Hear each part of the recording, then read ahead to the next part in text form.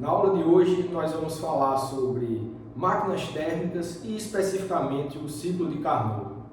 Eu acredito que esse tema todos nós já devemos ter visto em cursos anteriores, nos cursos básicos de termodinâmica. O nosso intuito aqui é estender esses conceitos de máquinas térmicas, de ciclos termodinâmicos, para o escopo da termodinâmica quântica, no caso, tratarmos das chamadas máquinas térmicas quânticas.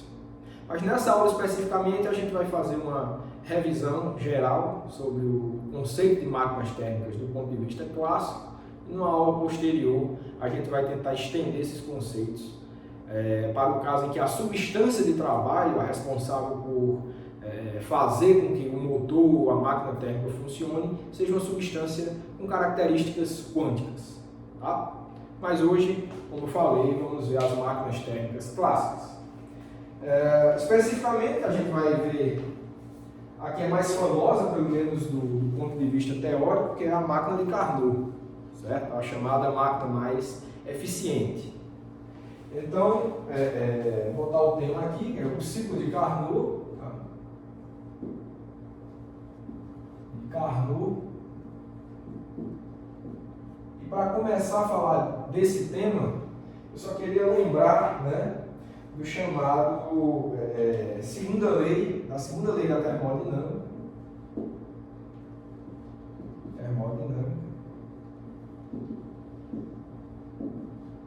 Que, do ponto de vista de Kelvin e Planck. Certo? O que é que diz o enunciado de Kelvin e Planck? Eu acredito que a gente até já deva ter discutido esse enunciado em aulas anteriores. Esse enunciado diz o seguinte: é impossível construir um dispositivo que, operando em um ciclo, produza com um único efeito absorver energia na forma de calor a partir de um reservatório e conseguir produzir ou extrair uma quantidade equivalente de calor. Ou seja, não dá para você construir um dispositivo que, operando em um ciclo termodinâmico, o que quer dizer isso? Que comece em um dado estado termodinâmico, você causa nessa substância, nesse dispositivo, uma dada transformação tal que, ao final da transformação, o estado termodinâmico desse dispositivo é o mesmo do início, certo? E, dada essa transformação cíclica, o único efeito ser extrair calor de um reservatório térmico, calor sabemos que é energia, claro, então você conseguir converter essa dada quantidade de calor que você absorveu do reservatório térmico totalmente em trabalho. Não dá para você fazer isso. Então esse é o enunciado de Kelvin e Planck, certo? Que nos dá um caráter, dá uma proibição, é uma lei.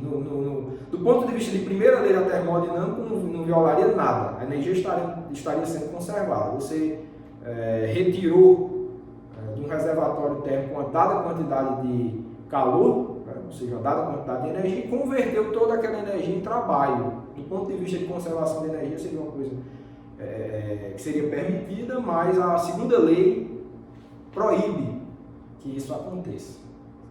Nos impõe essa restrição.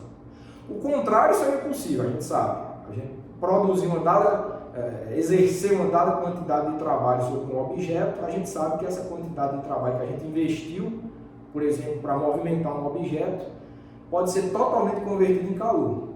O atrito dissipa, você investe uma certa quantidade de energia para movimentar um bloco, falando aqui na linguagem da mecânica clássica, Então, um bloco repousando na superfície, você investe 50 joules para movimentar esse objeto, ele vai se movimentar, vai adquirir energia cinética, mas por conta do atrito entre esse bloco e a superfície, vai dissipar essa energia, então essa transformação, o trabalho da força de atrito, no caso, vai fazer com que aquela energia que você investiu no movimento do bloco seja totalmente convertida em calor. Então isso é permitido tanto do ponto de vista de primeira lei de termodinâmica e segunda lei. Agora o inverso, que é construir uma situação cíclica em que você extraia calor de uma fonte térmica e converter tudo isso em trabalho, é impossível. É isso que diz a segunda lei, de acordo com o enunciado de Kelvin Planck. E, em outras palavras, isso quer dizer que não dá para construir uma máquina térmica com 100% de eficiência. Né? Se isso fosse possível, essa seria a máquina térmica com 100% de eficiência. Uma máquina térmica, obviamente, vai funcionar à custa de calor. Então, fazer um dispositivo absorver calor de um reservatório e converter aquela quantidade de calor 100% em trabalho seria uma máquina perfeita. Seria uma máquina com 100% de eficiência, e é justamente isso que a segunda lei, de acordo com Kelvin Planck, proíbe. Tá? Então, essa que é a questão. Ok, então, dada essa restrição imposta pela segunda lei, é natural que a gente se pergunte, ok, não é possível 100%, mas a gente sabe que é possível. Alguma quantidade de trabalho ser extraída pela dinâmica do calor em um dispositivo é possível, porque a gente sabe que as máquinas térmicas existem. Então é natural se perguntar qual seria então a eficiência máxima de uma máquina térmica, já que não pode ser 100%. Tá? E além disso, em que situação, o que é que eu devo fazer para que eu consiga extrair essa máxima eficiência? Okay?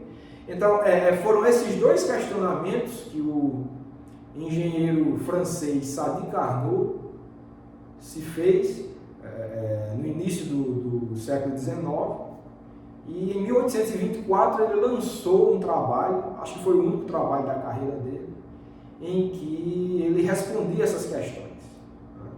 No tempo de Carnot, as máquinas térmicas faziam um papel fundamental para a tecnologia da época, a Revolução Industrial. Então, o mundo se desenvolveu tecnologicamente bastante naquela época, principalmente devido à descoberta e o aprimoramento das máquinas térmicas. Mas só que as pessoas não tinham uma teoria muito específica a respeito de como melhorar a eficiência daquelas máquinas. Então, o Carnot foi o primeiro a dar uma contribuição significativa para o entendimento teórico das máquinas térmicas, e ele respondeu essas questões. Justamente ele conseguiu responder qual seria a eficiência máxima, né, de uma máquina térmica e em que situação, o que é que você precisa fazer para construir uma máquina dessas. Essa foi a grande contribuição do Carnot, uma grande contribuição para a física, eu diria. Certo? Então, já que não é possível construir uma máquina dessas com um reservatório térmico, o mínimo que é necessário para que se consiga, de fato, fazer com que se transforme calor em trabalho, são 2 reservatórios térmicos. É necessário que você tenha um dispositivo que extraia calor de um reservatório térmico, no caso o reservatório quente, e nesse processo cíclico, é importante que seja cíclico, porque você quer que sua máquina se mantenha trabalhando. Ela tem que ser um processo repetitivo, porque, claro, você quer executar uma dada tarefa, extrair trabalho de forma contínua. Então, é importante que seja cíclico. Tá? Essa é a importância do ciclo termodinâmico. E é fundamental que você tenha pelo menos esses 2 reservatórios térmicos. Então, para essa substância de trabalho retirar calor do reservatório quente e em algum dado momento do ciclo liberar calor para um outro reservatório térmico, a chamada fonte fria. Então, é o mais simples, é a situação mais simples que você pode ter para conseguir, de alguma forma, converter alguma porcentagem de calor de reservatórios térmicos em trabalho útil. Certo? Então, o mínimo que é necessário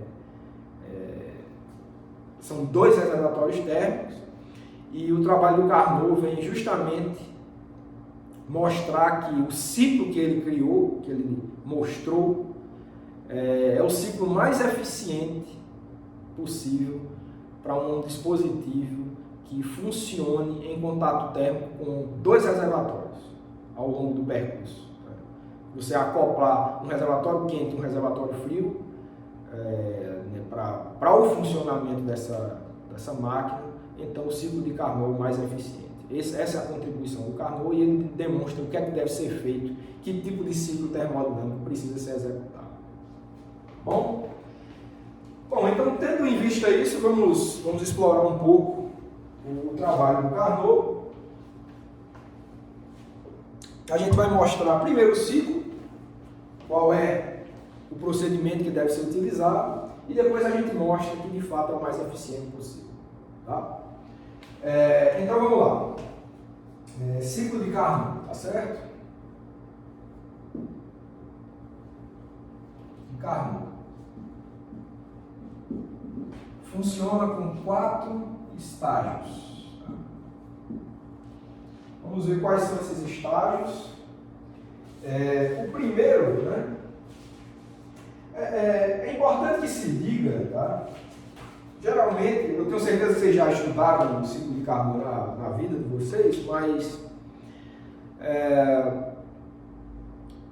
geralmente a gente vê sob o contexto de uma substância de trabalho gasosa, né? Um gás ideal, né? A gente vai ver aqui algumas compressões, expansões do gás para realização do ciclo. A gente vai fazer assim aqui também nessa aula, mas é importante que se diga que o ciclo de Carnot ele não está restrito a gases, a substância de trabalho gasosa, apesar de ser muito mais fácil de visualizar a situação sob essa perspectiva.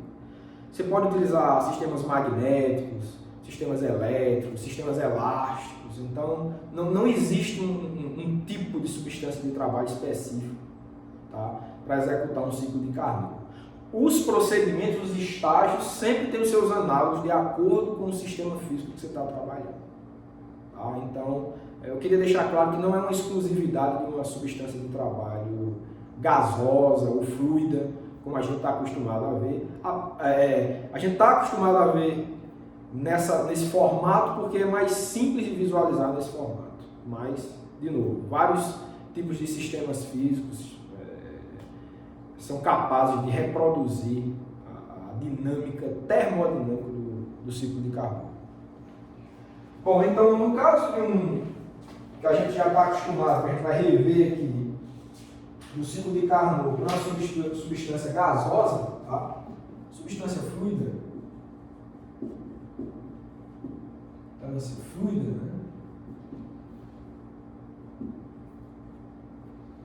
Certo? A gente tem os seguintes processos. O primeiro processo, o chamado processo 1,2, é a chamada compressão adiabática. É uma compressão adiabática.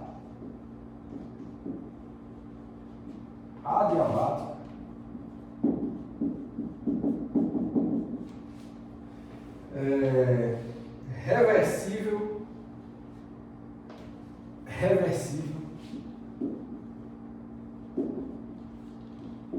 até a substância atingir a temperatura TH. T de temperatura, né? H de high, de temperatura mais alta, tá certo? A temperatura mais alta que é a temperatura do reservatório quente, tá bom? Então, o primeiro dos 4 estágios é esse, tá certo? Uma compressão adiabática. Compressão, ou seja, você vai diminuir o volume do gás de modo adiabático, ou seja, de modo que esse sistema não troque calor com o meio externo. Esse gás não troque energia na forma de calor. Você vai só executar trabalho. Ele vai ter a energia interna dele alterada, mas só na forma de trabalho. Ou seja, esse gás ele tem que estar isolado por paredes adiabáticas, que não permita trocas de calor. Esse que é o processo. Bom, posso fazer só um esboço aqui, né? O que seria? Então você tem um reservatório, tá? E eu vou botar uma parede aqui adiabática. Certo? aqui um pistão, tá certo? Móvel. Aqui você tem uma compressão, tá certo? As moléculas aqui do gás de verde. Tá? Então, essas paredes espessas aqui são paredes adiabáticas. Então, essa aqui é a representação. Bom, uma compressão, e a seta indica uma compressão. Tá? Bom, o segundo estágio é a chamada expansão isotérmica. O segundo é o processo 2,3, 2,3, que é a expansão isotérmica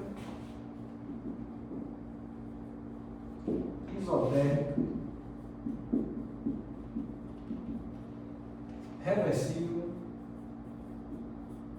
Quando eu digo reversível, você já sabe o que é que eu quero dizer, né?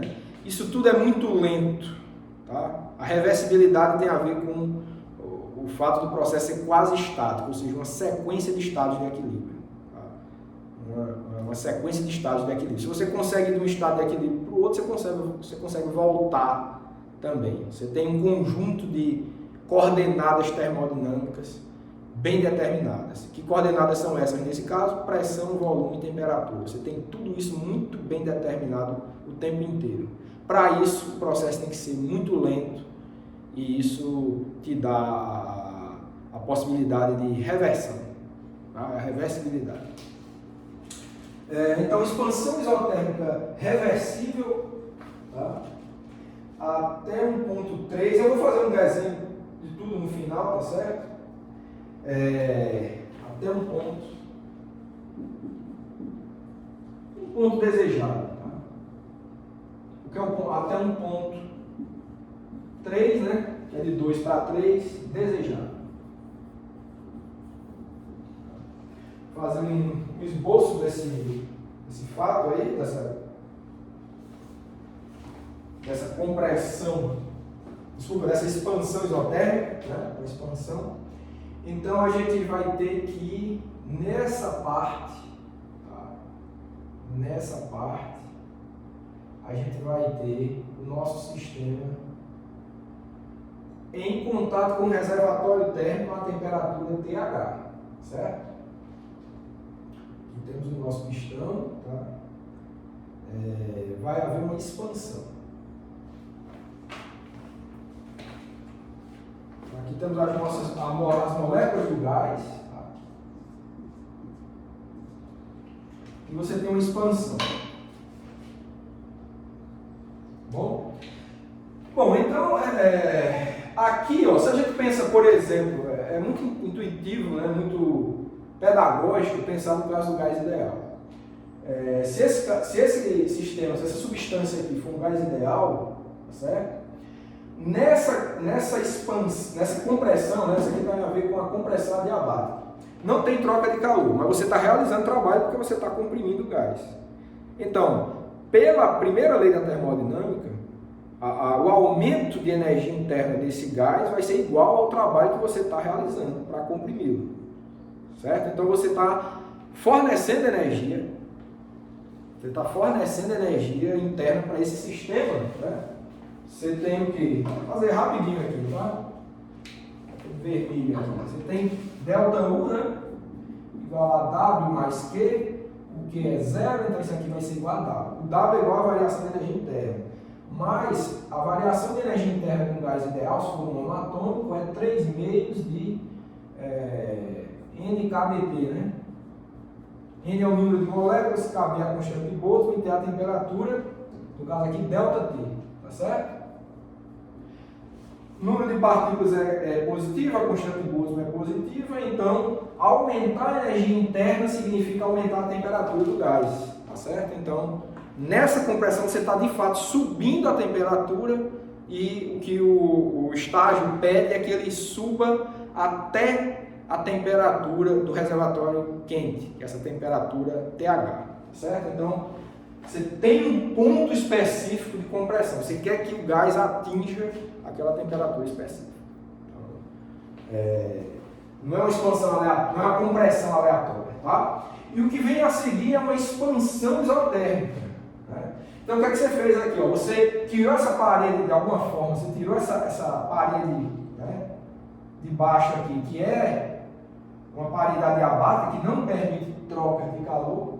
Você vai substituir por uma parede diatérmica, ou seja, que permite que calor seja transferido aqui, mas que seja transferido em contato com o reservatório a temperatura quente, né, a temperatura alta, TH. Tá certo? Então o que você vai fazer, isso tudo é lento, tá certo? Tudo que eu estou falando, todos esses estágios são lentos. Você precisa disso porque o ciclo tem que ser reversível. Tá? É necessário que seja reversível. Então você vai causar aqui uma expansão lenta. Sempre em contato com o reservatório térmico, então é uma expansão isotérmica, a temperatura constante. Então esse é o segundo dos estágios. Certo? Esse é o segundo dos estágios. Bom, nesse estágio especificamente, tá? Para você manter a temperatura constante, tá? Olha, vamos pensar de novo no caso do gás ideal. Se você está expandindo um gás ideal, você está realizando um trabalho negativo sobre ele. Se você está realizando um trabalho negativo, esse trabalho está contribuindo para diminuir a energia interna do gás. Mas a energia interna do gás ideal está aqui, né? O U seria 3,5 em kBT, né? NKBT. Tá? Vocês estão conseguindo ver. NKBT. Tá? Se for uma transformação isotérmica, né? O número de partículas está fixo, a temperatura está fixa, então a energia interna está fixa. Mas se você está expandindo, o trabalho é negativo. Para manter a energia interna fixa, você tem que compensar com a entrada de calor. Então, nesse estágio, passa calor do reservatório quente para a substância do trabalho. Existe um fluxo de calor, ou seja, tem um calor positivo porque a substância absorve calor. Então, nesse estágio aí, você tem um calor QH entrando na substância, tá certo? O gás está absorvendo essa quantidade de calor. Ótimo, excelente. Vamos para os estágios seguintes, tá? Vou apagar logo aqui, para a gente ganhar espaço. Faltam o terceiro e quarto estágios. Tá bom? Deixar aqui porque a gente pode precisar dessas equações aqui. Então, o terceiro estágio vai ser uma expansão adiabática reversível. Tá? Processo 3,4, que vai ser uma expansão adiabática. Vou botar tudo isso, vou insistir nessa questão do reversível, sempre para vocês saberem, lembrarem que é lento, tá certo? Reversível até a temperatura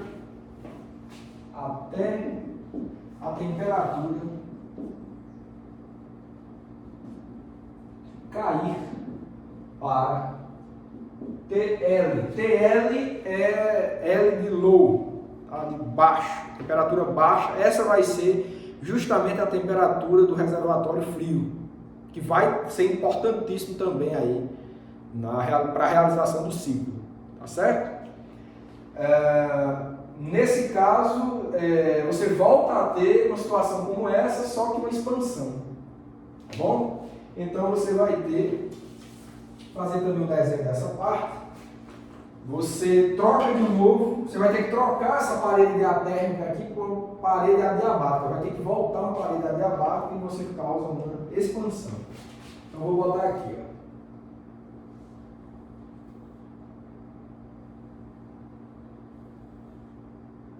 Certo? Então você está expandindo o seu gás.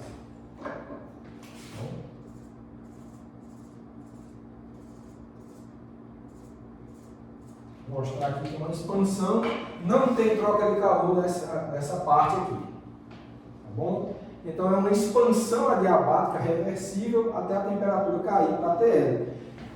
Não tem troca de calor, mas se você está expandindo, trabalho negativo. Se o trabalho é negativo e não tem troca de calor, a energia interna desse gás vai diminuir, certo? E se for um gás ideal, a gente sabe que ele vai seguir essas regras aqui, ó, certo?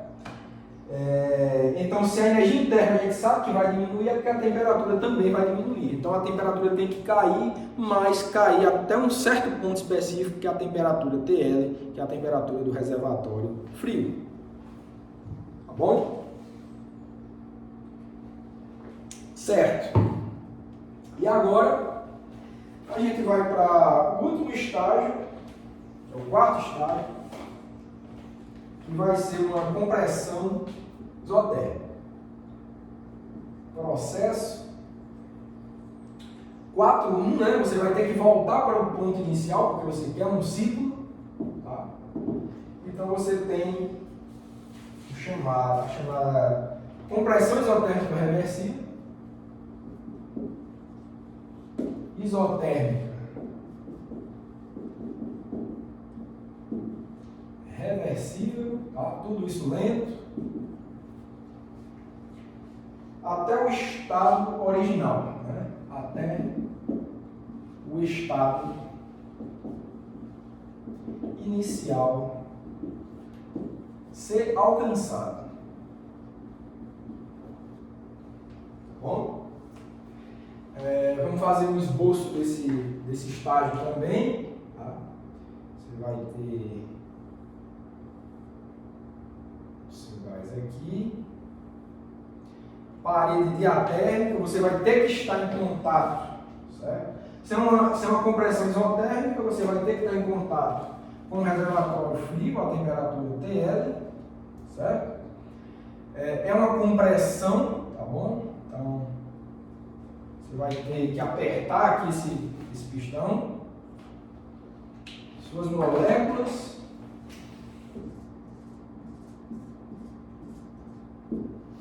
tá?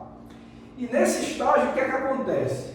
Bom, se a temperatura está fixa, né? A temperatura está fixa, ΔT igual a zero, a variação de energia interna é nula. Certo? Mas, se é uma compressão, você está realizando trabalho sobre o sistema, você tem um trabalho positivo para o sistema. Mas se a energia interna se mantém fixa, não varia a energia interna, e você executa um trabalho positivo, é porque o sistema está liberando calor. Tem que ter um calor negativo, tem que liberar calor para manter ΔU igual a zero nesse processo. Então, esse é um estágio, tá certo? Em que a liberação de calor da substância de trabalho para a fonte fria. Isso é fundamental, isso é um ponto que tem que ter nas máquinas térmicas, certo? Então, nesse estágio aí você tem que a substância de trabalho cede um calor QL para o reservatório térmico. Esse que é o ponto. Bom, então aí descritos os 4 estágios, esse é o chamado ciclo de Carnot, tá bom? E eu agora vou fazer um esboço dele inteiro, tá certo? Então, eu vou apagar aqui daqui a pouco, né? Mas tem que ficar claro tudo isso, né? Primeiro, uma compressão adiabática, depois vem uma expansão isotérmica, depois você tem uma expansão adiabática e, por último, uma compressão isotérmica até o ponto inicial. Quando eu digo ponto inicial, vai ser mesma pressão, mesmo volume, mesma temperatura inicial, né? Então, as coordenadas termodinâmicas exatamente iguais às que você tinha no início. Bom, eu vou apagar aqui para fazer um esboço do diagrama de Carnot, tá certo? O ciclo de Carnot no diagrama pressão-volume. Tá? Vou fazer para o caso de um gás ideal que a gente está discutindo, certo? Está discutindo. Então, aí vamos fazer aqui no esboço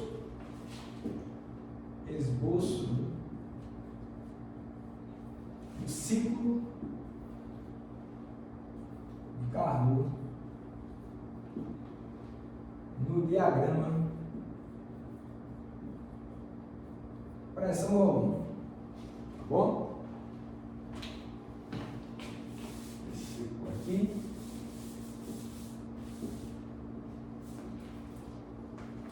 Bom, então, o diagrama é o seguinte, eu vou botar aqui o eixo vertical, o eixo horizontal, isso aqui seria o volume, isso aqui seria a pressão. Bom, se o gás for ideal, né, a gente tem uma curva do tipo PV, né, igual a N kVt, certo? Se o gás for ideal. Bom, para uma transformação isotérmica, né, então N kVt é fixo, então a pressão varia inversamente proporcional com o volume, tá certo? Então eu vou botar aqui vou botar uma curva isotérmica, seria uma coisa mais ou menos assim, hipérbole, né?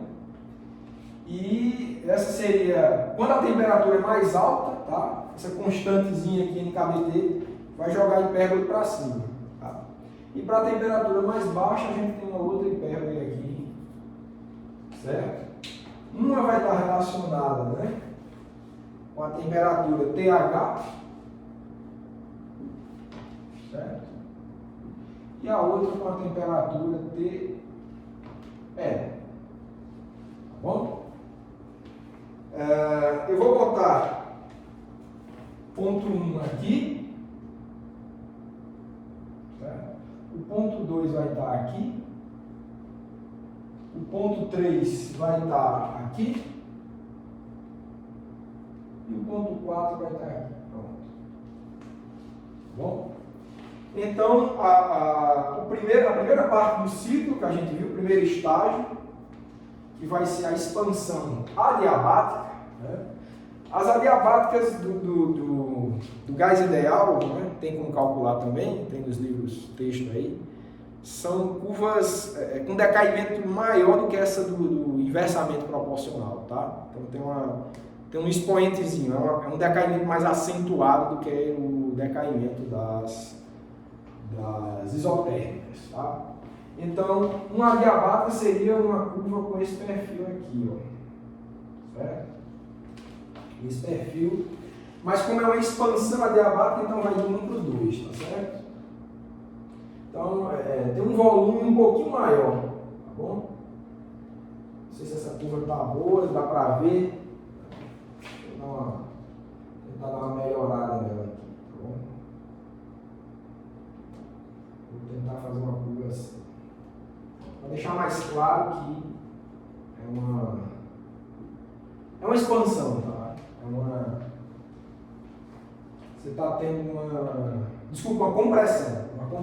Você está diminuindo o volume, né? O volume inicial está aqui, o volume final está aqui. Tem um ΔV pequenininho ali, mas é uma compressão.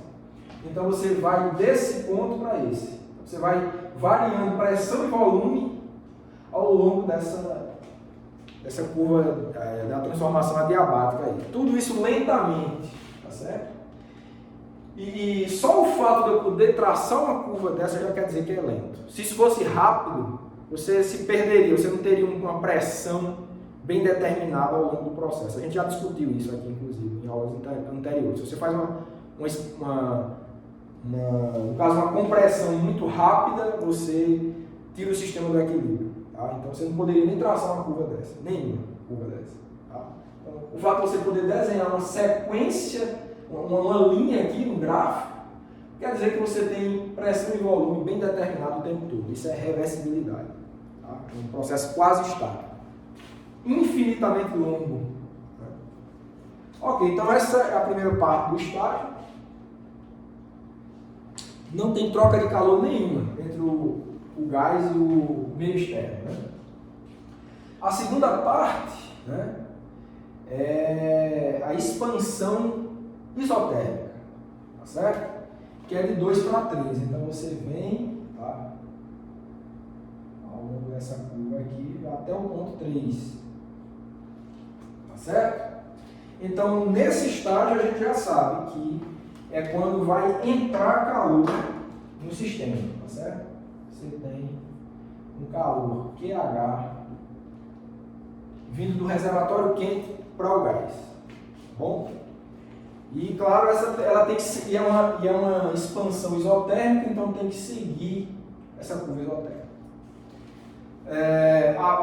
O terceiro estágio, que é o processo de 3 para 4, aqui, é uma expansão adiabática, tá certo? Então, é uma expansão adiabática, não tem troca de calor nesse caso, é uma curva mais ou menos assim, um decaimento bem mais acentuado que da isotérmica, e não tem troca de calor nesse estágio, e por fim você tem a compressão, né, isotérmica. Compressão isotérmica. Você vai diminuir o volume com temperatura constante, que é esse último estágio aqui, que é quando sai calor, um calor QL do sistema para a fonte fria. Então, você tem um calor QL sendo liberado, certo? Para a fonte fria. Então, basicamente, esse é o ciclo de Carnot. Acredito que vocês já viram essa figura algumas vezes na vida de vocês, tá? Estou só relembrando aqui. E, claro, é um processo cíclico, né? Sai por um, volta por um. Então, ao término do ciclo, a substância está exatamente como ela estava no início. Isso é importante para que você tenha uma repetição, você tenha uma máquina de fato que se mantenha produzindo, né, trabalho útil para você. Bom? Ok, então esse é o ciclo. Eu só estou dizendo que é a melhor forma, a forma mais eficiente de se extrair uma dada quantidade de trabalho, né, a partir de reservatórios térmicos.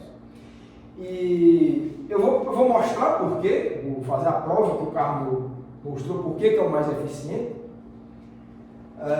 mas intuitivamente a gente também pode entender por que é esse o procedimento mais eficiente de se extrair trabalho a partir de um dispositivo que se conecta com dois reservatórios térmicos a temperaturas distintas, né? Porque é o seguinte, ó, note que nessas adiabáticas aqui não tem troca de calor nenhuma, só tem troca de calor nas isotérmicas, né? Você tem aqui a compressão isotérmica e tem aqui a expansão isotérmica, tá? Então, é intuitivo porque você tem a sua substância de trabalho, vai botar ela em contato com a fonte quente e vai absorver calor dessa fonte quente, tá? Depois você vai isolar o teu sistema e levar a tua substância para que ela tenha contato com a fonte fria. E lá nessa fonte, nesse movimento de desconectar a fonte quente, conectar a fonte fria, nenhum calor é cedido, tá? O sistema armazena aquele calor, não perde em momento nenhum, só vai perder quando estiver em contato com aquela fonte a temperatura fria. Depois que ceder aquele calor, aí você isola de novo o seu sistema, né? Movimenta de volta para o contato com a fonte quente. E assim é o ciclo, tá? Durante esse movimento do quente para o frio, nenhum calor é trocado. Então, é físico, é intuitivo que esse seja de fato o ciclo, né, que operando entre dois reservatórios quentes e frios seja o mais eficiente, porque é o que não te dá perdas durante a transferência do contato, né, entre a fonte quente e a fonte fria. Qualquer outro ciclo que você tenha visto aí, o ciclo de Otto, o ciclo de diesel, que são famosos aí, os automóveis funcionam, por exemplo, o ciclo de Otto. Você tem estágios aí que você não tem essa eficiência toda, né? Você tem o ciclo de Otto, por exemplo, tem estágios que são isocóricos, né? Ou seja, com volume constante. E nesses estágios existem perdas. Por isso tem eficiência menor que o de Carnot. Aí você pode se perguntar, mas por que os automóveis usam o ciclo de Otto e não de Carnot, que é mais eficiente? A razão é porque é muito mais factível na prática um ciclo de Otto ou de diesel do que o ciclo de Carnot. Não é, apesar de, do ponto de vista teórico, está óbvio que esse aqui é o mais eficiente, mas não é fácil de jeito nenhum você fazer na prática um ciclo desse, obedecendo exatamente essas curvas, tá? Fazer de modo reversível também um ciclo desse. Por isso que os ciclos de Carnot ficavam mais no âmbito teórico do que prático. Tá? Sem falar no fato em que, como isso tudo aqui levaria um tempo infinito para ser executado, por ser um processo uma sequência de processos quase estáticos, né? Na prática, isso aqui não teria serventia, porque se é um tempo infinito, você está extraindo uma certa quantidade de trabalho dado, mas num tempo infinito. Qual a potência dessa máquina? Zero. Não interessa realizar um trabalho, por maior que seja, mas um tempo infinito, a gente não tem todo o tempo do mundo, claro. Né? Na prática não serve isso. Então, na prática, o conceito de potência é muito importante, é fundamental, talvez mais fundamental do que a própria eficiência. Mas em termos de eficiência, essa aqui é a melhor que se tem. Apesar de na prática você não conseguir reproduzir isso tão bem. Bom, agora, para a gente mostrar que é um ciclo extremamente eficiente, né, a gente vai falar do chamado refrigerador de Carnot, certo? O refrigerador de Carnot, que nada mais é do que o motor de Carnot, a máquina de Carnot operando com um ciclo inverso. Tá bom? Então vamos falar sobre o refrigerador de Carnot.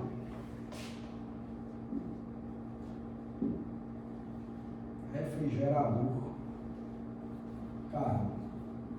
Esse vai ser um conceito importante para a gente mostrar a eficiência máxima da máquina de Carnot. O refrigerador de Carnot,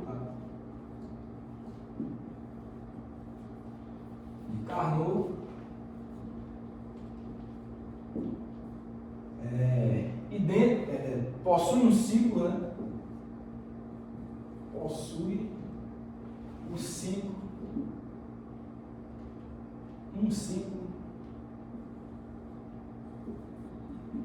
inverso ao da máquina de Carnot.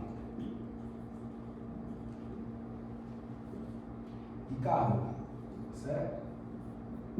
Ou seja, é tudo ao contrário, é só você inverter o sentido das setas aqui, tá bom?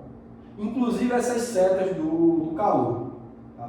Se você faz isso tudo de volta, obviamente, né, você vai ter adiabáticas aqui, vai ter isotérmicas, né, onde tinha uma expansão vai ser uma compressão e vice-versa, mas vai se inverter o sentido do fluxo de calor também, tá certo?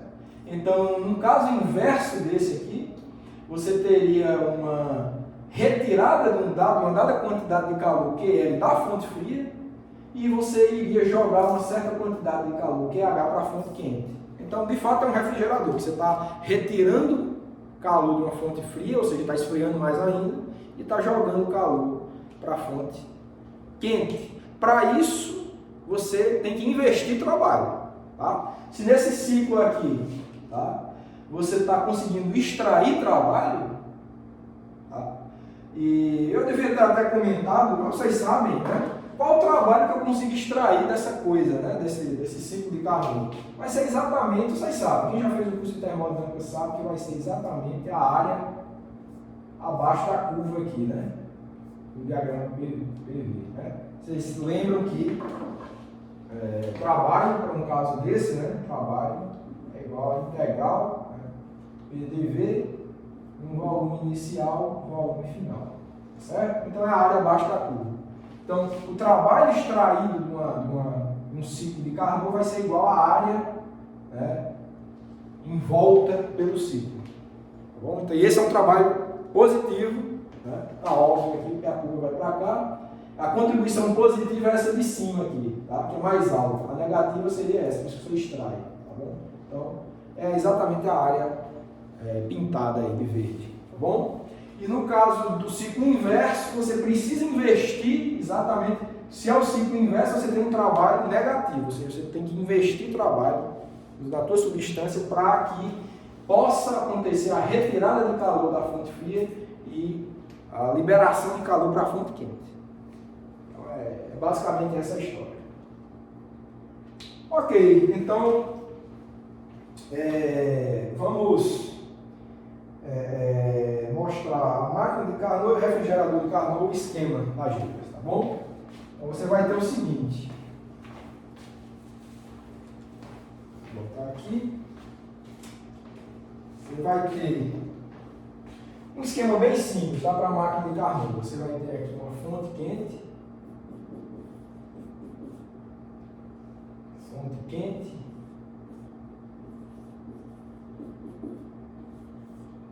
certo? Vai ter uma fonte fria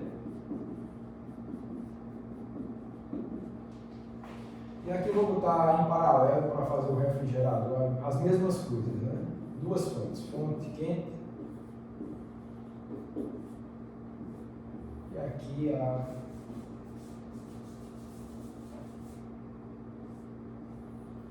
fonte fria.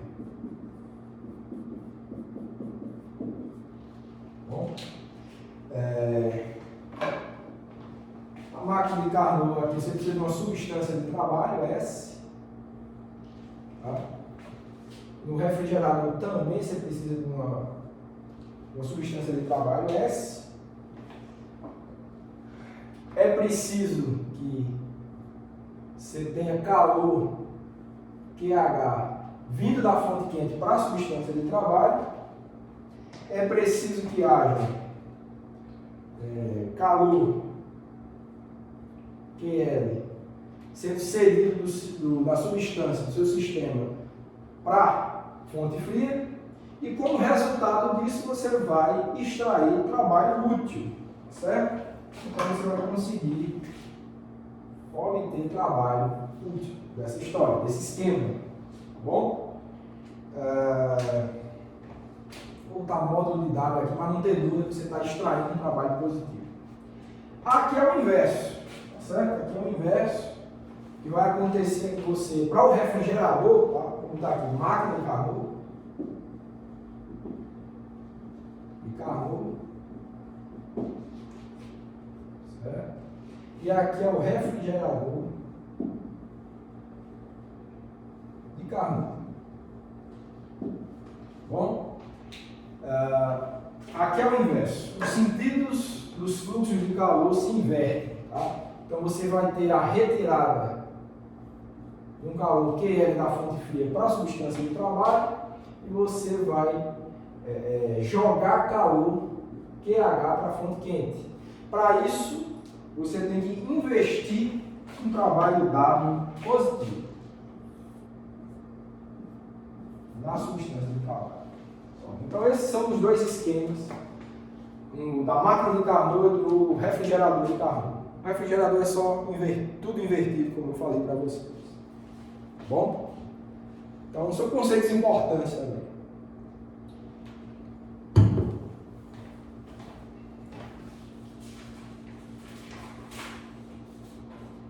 E é importante mencionar que todos esses valores são iguais, tá? Em módulo. Tá?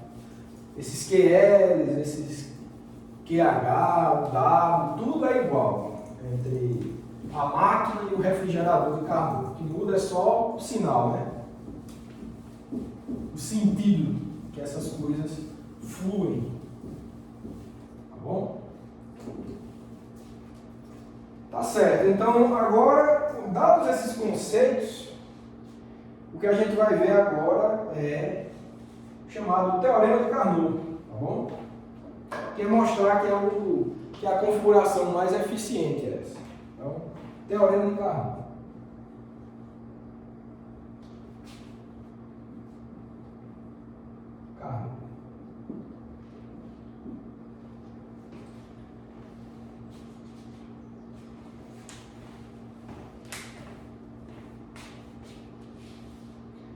O teorema de Carnot diz é o seguinte,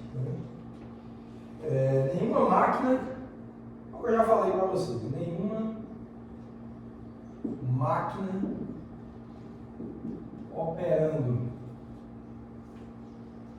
entre dois reservatórios,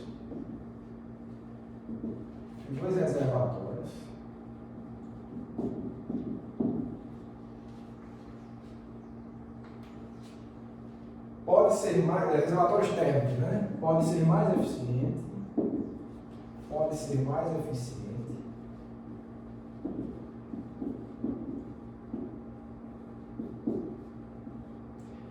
mais eficiente que uma máquina de Carnot.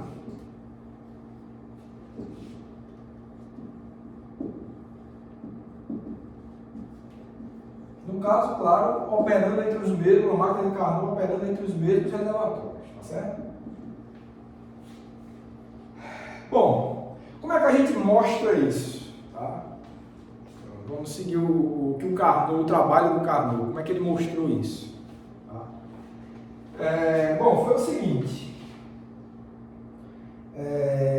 a gente vai imaginar uma máquina de Carnot, né, reversível, e uma outra máquina que não é uma máquina de Carnot, tá? E funcionando entre os mesmos reservatórios e realizando uma dada quantidade de trabalho.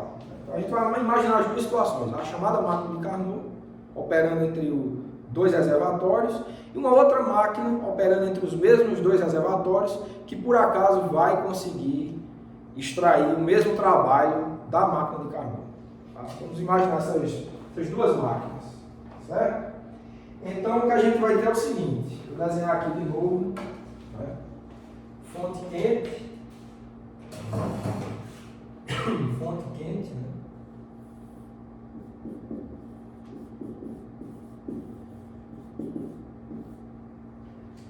Fonte fria,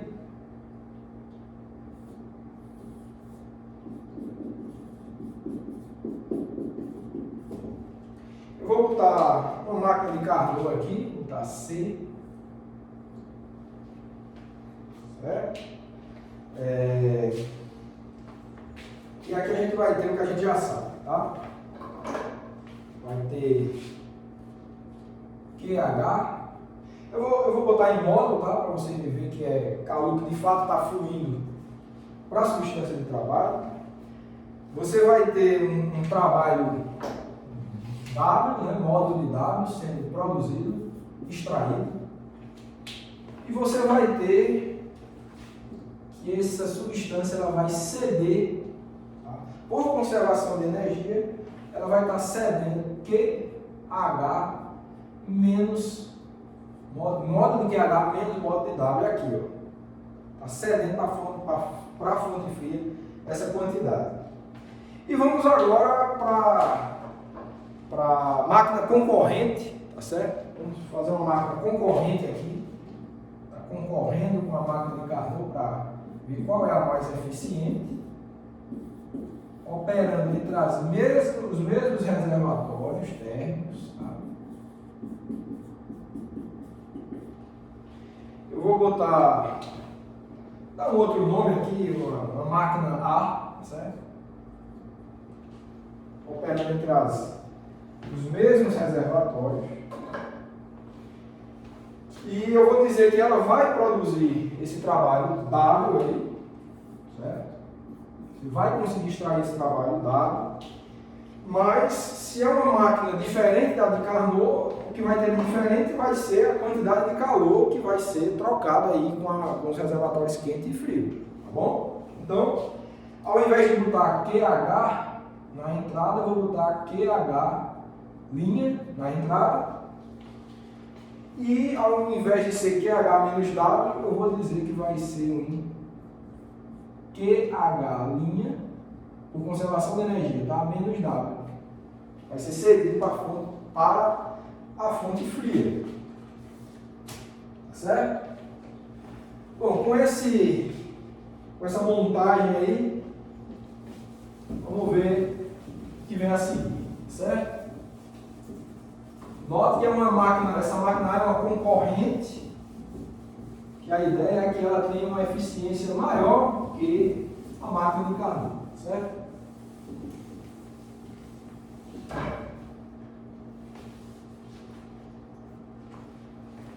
Bom, então vamos assumir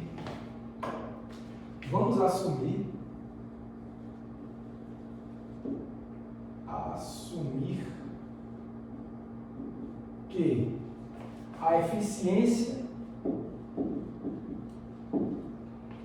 de A é maior que a de C, que é a máquina de Carnot. Vamos assumir que a eficiência da máquina A é maior que a eficiência da máquina de Carnot, ou seja, a eficiência eta de A ela vai ser maior que a eficiência eta de C, que é a da máquina de Carnot. A eficiência de uma máquina é o quê? É o trabalho que ela produz dividido pela quantidade de calor investido nela, que entrou na máquina, tá certo? Então, isso nos dá o quê? Que o trabalho, que é igual para as duas, dividido, no caso da máquina A, por QH' módulo, é maior do que trabalho dividido por QH módulo, certo? E isso nos dá que QH em módulo é maior que QH'. Certo? Essa é a nossa primeira equação de hoje, tá? Hoje é uma aula mais de discussão, tá? A primeira equação nossa foi sendo essa. Tá bom? Então foi isso que a gente extrai, isso que a gente assume que a eficiência da máquina A é maior que a de Carnot. Tá bom. Então vamos seguir com esse raciocínio para fazer a seguinte coisa. Vou apagar aqui, tá?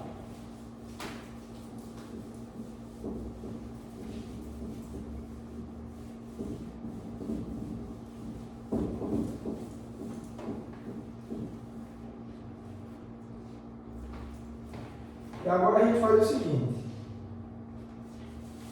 A gente vai assumir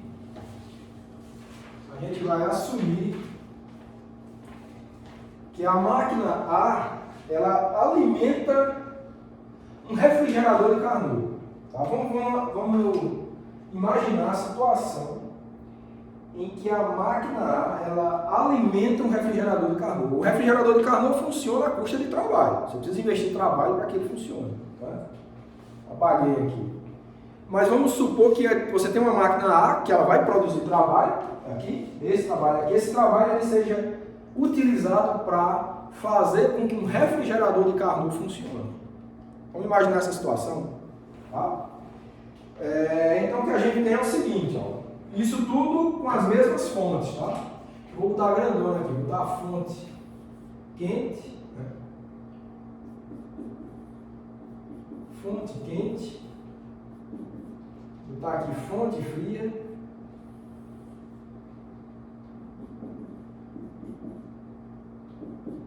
fonte fria, certo? E vou botar aqui a nossa máquina A, a nossa concorrente aqui, né? Ela funciona como? Do jeito que está ali. QH, linha da entrada, bola, saindo QH' menos W para a fonte fria, é produzida, extraída um trabalho W. E aqui, como eu falei, a gente vai utilizar essa máquina para alimentar um refrigerador de Carnot. Então, vou botar aqui um refrigerador de Carnot, um refrigeradorzinho C. Você vai investir todo esse trabalho aqui nessa máquina, nesse refrigerador, desculpa. Você vai fazer com que ele funcione à custa do trabalho, tá? E se é um refrigerador de Carnot, vai operar na ordem inversa desse aqui, tá? Então ele vai ceder QH módulo para a fonte quente e vai absorver, né, vai retirar um calor QH módulo menos W. Vai retirar isso da fonte fria. Tá bom? Tá certo. Então, com essa situação, o que é que a gente pode dizer? Né? O calor total extraído da fonte fria, qual que é? O calor total extraído da fonte fria é... Olha, o calor extraído é esse aqui, ó. O que está sendo extraído é esse aqui, ó. É QH menos W, mas também está sendo isso todo, tá, pessoal? Eu estou observando tudo. Quem é que está em contato com a fonte quente e a fonte térmica? Desculpa. Quem é que está em contato com a fonte quente e a fonte fria? São duas coisas. Você tem uma máquina A e você tem um refrigerador de Carnot. As duas coisas. Aí a pergunta aqui é: qual o calor total extraído da fonte fria? Vai ser QH menos W menos, que é esse aqui, menos essa parte aqui, porque o motor aqui, a máquina A, ela está cedendo calor para a fonte fria. Então, o que está sendo extraído tem que ser retirado disso daqui. Então, vai ficar menos QH linha módulo menos W. Certo? Que é igual a QH módulo menos QH linha. Certo? É a nossa equação do número 2. Tá bom? Bom, tendo em vista a equação número 2 e a equação número 1, tá? O que é que a gente pode dizer? Né? Vamos analisando isso aí enquanto eu apago aqui.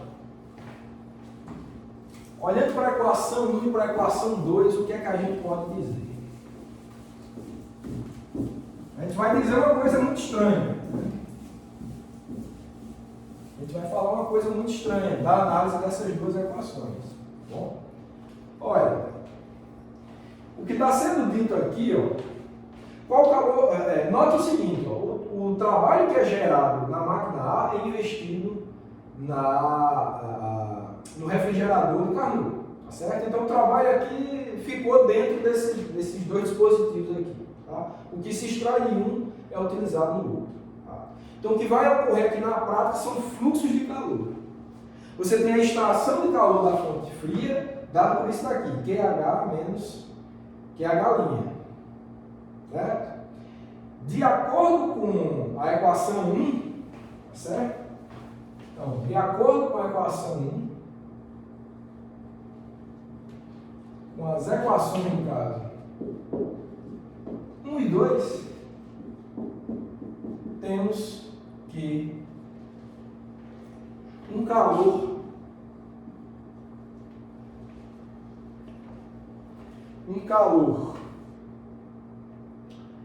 positivo é extraído da fonte fria, ó. QH é maior que QH', então isso aqui é uma grandeza positiva. Você está extraindo calor positivo da fonte fria.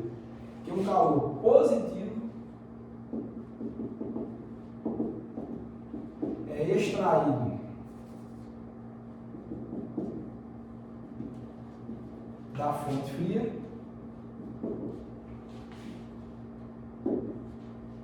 certo?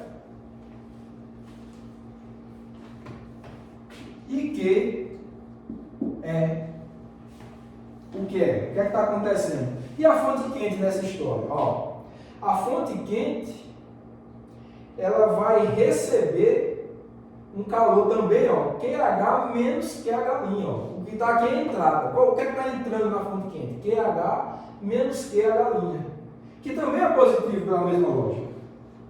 Tá certo? Então, dada essa análise, de acordo com a equação 1, você está extraindo uma quantidade de calor positiva da fonte fria e está jogando essa quantidade de calor para a fonte quente, sem mais nada acontecer, porque os trabalhos não estão sendo, está ficando tudo dentro dessa composição de dois dispositivos aí.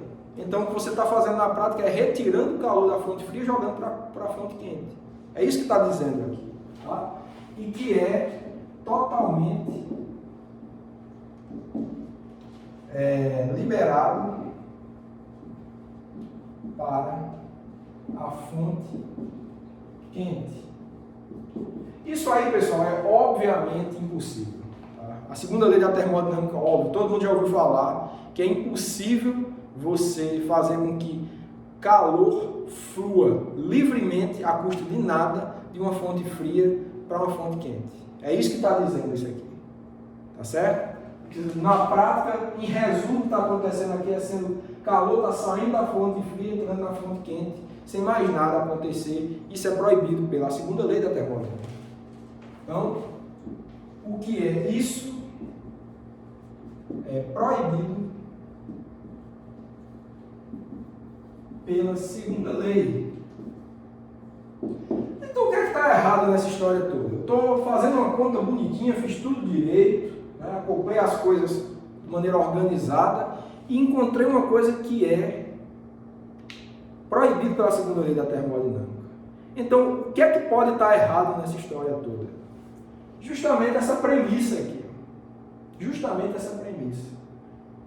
A premissa de que a eficiência da máquina é maior do que a eficiência de Carnot. Isso que é isso que está errado nessa história toda. Tá certo? É isso que está errado nessa história toda. Tá bom? Então, dessa forma,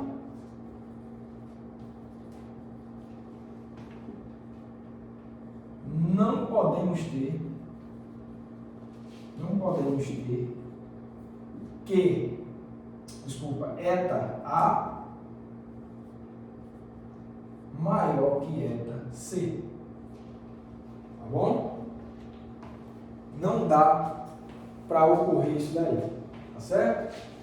Então, fica assim provado que a máquina de Carnot é a máquina de eficiência máxima. Você não pode ter outra concorrente que ganhe dela em termos de eficiência, operando entre dois reservatórios térmicos específicos. Tá certo? E que fique tudo muito claro que as trocas de calor aqui só de fato podem ocorrer entre essa fonte quente e essa fonte fria. Não pode estar envolvida outra fonte na história. Né? Tá certo? Então, fica provado dessa forma. Tá bom? Ok. Então, a partir disso, né, vamos ver qual é a eficiência do ciclo agora. Tá certo? Nos resta mostrar qual é a eficiência do ciclo. Tá? Vamos lá. Eficiência do ciclo de Carnot. Vou mostrar aqui.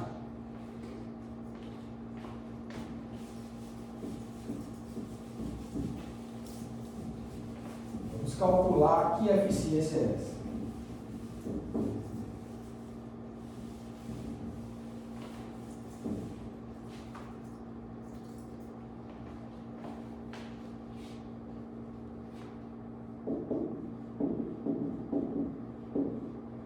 Do ciclo de Carnot.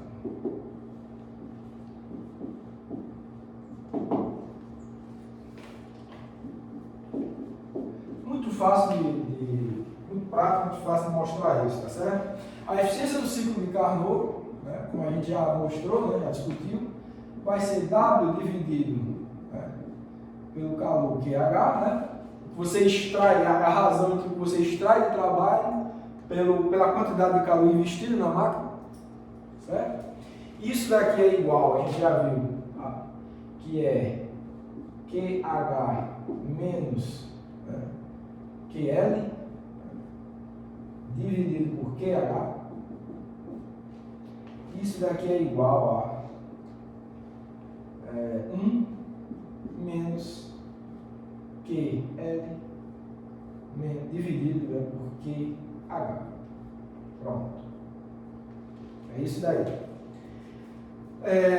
Tudo bem. Agora, o que é que a gente tem que imaginar também, né? Tem que pensar também. Essa aqui é a nossa equação 3. Como o processo é cíclico, tá? Temos ΔS total do processo igual a zero. Quem é essa? É a entropia. Eu falei para vocês que a entropia ela é uma função de estado do sistema. Dado o estado termodinâmico do sistema, ele tem uma entropia específica. Se esse sistema foi realizado um ciclo termodinâmico sobre ele, ele saiu de um dado estado e voltou para o mesmo estado. Então, a entropia desse sistema, dessa substância, não pode ter sido alterada. Então, o ΔS é igual a zero. Tá bom. Foi executado um processo inteiramente, né, reversível. Ou seja, não foi produzida entropia nesse processo. Mas, durante o processo, durante a compressão e a expansão isotérmica, houve troca de calor, como a gente já sabe, né? E se houve troca de calor com a fonte térmica, é porque houve um fluxo, né, uma variação de entropia da substância por conta desse fluxo de calor. Lembrando, o ciclo de Carnot, o ciclo de Carnot é composto de duas adiabáticas, né, uma expansão e uma compressão adiabática. Se a adiabática não tem fluxo de calor e também não tem variação de entropia. Então a gente só precisa se preocupar do estudo da entropia do ciclo com as duas isotérmicas, duas transformações isotérmicas, que é uma compressão e uma expansão isotérmica. Tá certo? Como, se vocês lembrarem, né, a entropia, a variação de entropia, eu vou apagar aqui, tá? Na expansão, né? Na expansão isotérmica, foi absorvido um calor QH, certo? É só vocês voltarem aí na figura do ciclo de Carnot, certo? Para deixar claro aqui. Na expansão isotérmica entrou uma quantidade de calor QH na substância. Isso todo o tempo inteiro estava em contato com o reservatório a temperatura TH.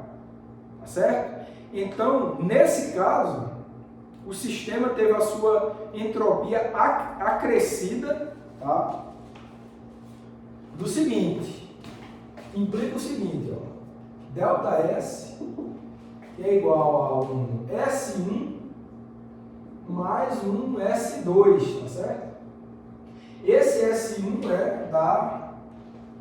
é devido à compressão, né, expansão isotérmica. Expansão isotérmica. E esse S2 é a compressão isotérmica. São os dois trechos em que a entropia aumenta devido aos fluxos de calor. Tá? Na expansão isotérmica, você teve que esse aumento de entropia do sistema foi dado por QH dividido por TH. É uma contribuição positiva para a entropia do sistema. Por que é escrito dessa forma? É só você lembrar lá, como a gente estudou entropia, né? A entropia de um processo reversível é dada pela integral de dq sobre t. Como além de ser reversível é isotérmica, esse t pode sair da integral, então fica 1 sobre t integral de dq, que a integral de dq vai ser um calor total, né, que fluiu no processo isotérmico. Então ficou simplesmente QH dividido por TH. E ao outro trecho, que é um calor negativo, porque é cedido para a fonte fria, a entropia vai ser menos QL dividido por TL. Tá? E isso daqui é igual a zero porque o processo é cíclico. Ou seja, o que a gente tem é que QL, vou passar esse termo para o lado de cá, tá? QL dividido por TL, isso é igual a QH dividido por TH. Tá certo? E isso nos dá aqui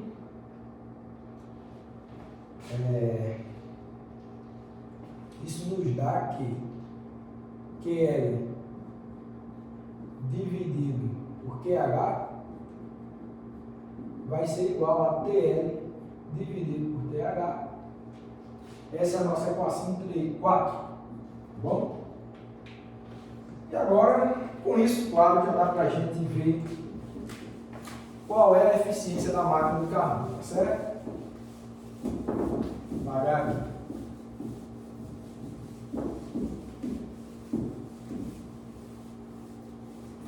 Então, assim, né?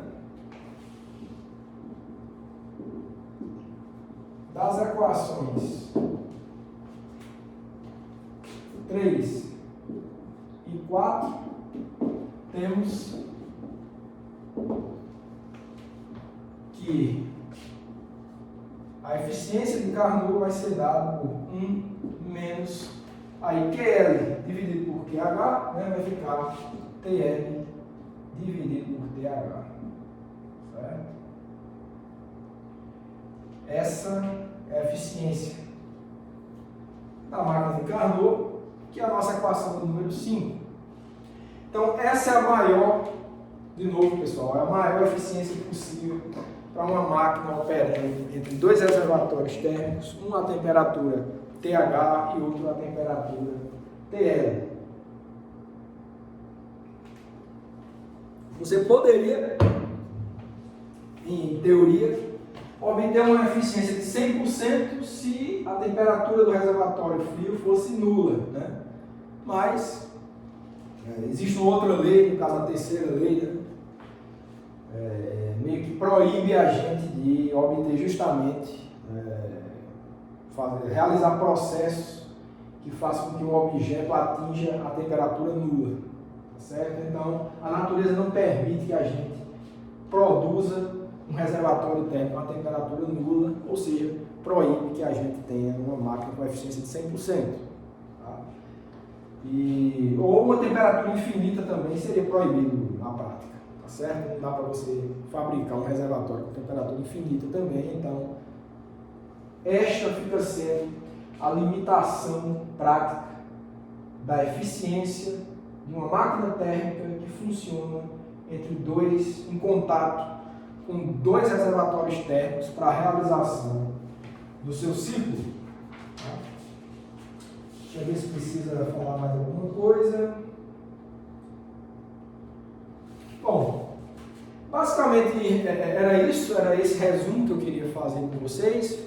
Você já deve ter visto tudo isso nos cursos de termodinâmica, de física básica, mas eu queria relembrar esses conceitos para que a gente pudesse avançar e estudar os conceitos de máquinas térmicas, mas com substâncias de trabalho quânticas. Será que vai ter alguma alteração? Será que vão haver similaridades?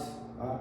Então, eu vou deixar o conteúdo nesse estágio e eu vou aguardar vocês em uma outra oportunidade.